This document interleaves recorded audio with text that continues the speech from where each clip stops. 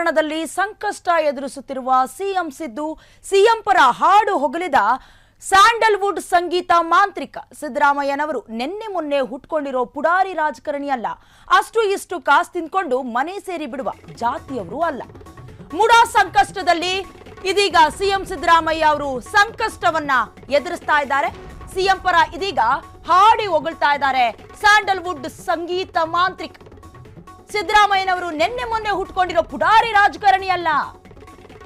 ಅಷ್ಟೋ ಇಷ್ಟೋ ಕಾಸು ತಿಂದ್ಕೊಂಡು ಮನೆ ಸೇರಿ ಬಿಡುವ ಜಾತಿಯವರು ಕೂಡ ಅಲ್ಲ ಅಂತ ಹೇಳ್ತಾ ಇದ್ದಾರೆ. ಸಿದ್ದರಾಮಯ್ಯ ಬಡವರ ಪರ ಧ್ವನಿ ಎತ್ತಿ ಕನ್ನಡವೇ ಉಸಿರಾಗಿಸಿಕೊಂಡಿರುವಂತಹ ದೊಡ್ಡ ರಾಜಕಾರಣಿ.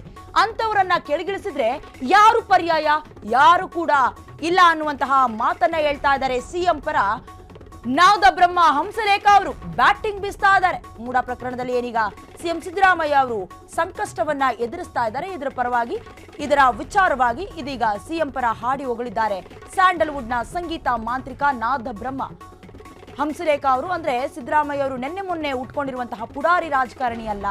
ಅಷ್ಟೋ ಇಷ್ಟೋ ಅವರು ಬೇಕಾದಷ್ಟು ಕಾಸು ಮಾಡಿಕೊಂಡು ತಮ್ಮ ಬೊಕ್ಕಸವನ್ನ ತುಂಬಿಸಿಕೊಳ್ಳುವಂತಹ ಜಾತಿಯವರು ಕೂಡ ಅಲ್ಲ. ಸಿದ್ದರಾಮಯ್ಯ ಅಂತ ಹೇಳಿದ್ರೆ ಬಡವರು ಪರ ಧ್ವನಿಯನ್ನ ಎತ್ತಿ ಕನ್ನಡವನ್ನ ಉಸಿರಾಗಿಸ್ಕೊಂಡಿರುವಂತಹ ಅತಿ ದೊಡ್ಡ ರಾಜಕಾರಣಿ. ಅಂತವ್ರನ್ನೇನಾದ್ರೂ ಸ್ಥಾನದಿಂದ ಕೆಳಗಿಳಿಸ್ಬಿಟ್ರೆ ಯಾರು ಪರ್ಯಾಯ, ಅಂತ ರಾಜಕಾರಣಿ ಸಿಗೋದಕ್ಕೆ ಸಾಧ್ಯವೇ ಇಲ್ಲ ಅನ್ನುವ ರೀತಿಯಲ್ಲಿ ಸಿಎಂ ಸಿದ್ದರಾಮಯ್ಯ ಅವರ ಪರವಾಗಿ ಬ್ಯಾಟಿಂಗ್ ಬೀಸಿದ್ದಾರೆ.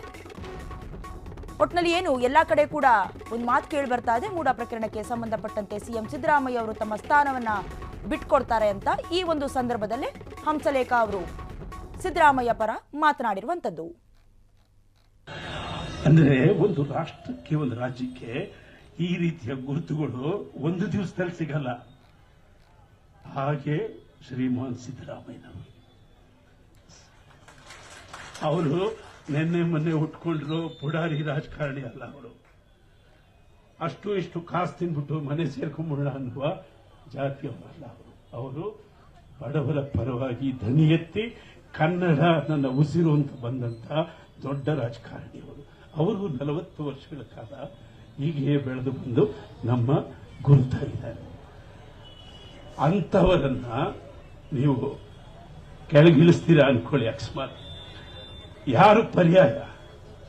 ಇಷ್ಟು ತೂಕದ ವ್ಯಕ್ತಿ ಇನ್ನೊಬ್ಬರ ಕರ್ನಾಟಕದಲ್ಲಿ ತೋರಿಸಿ ಸಾಧ್ಯನಾ?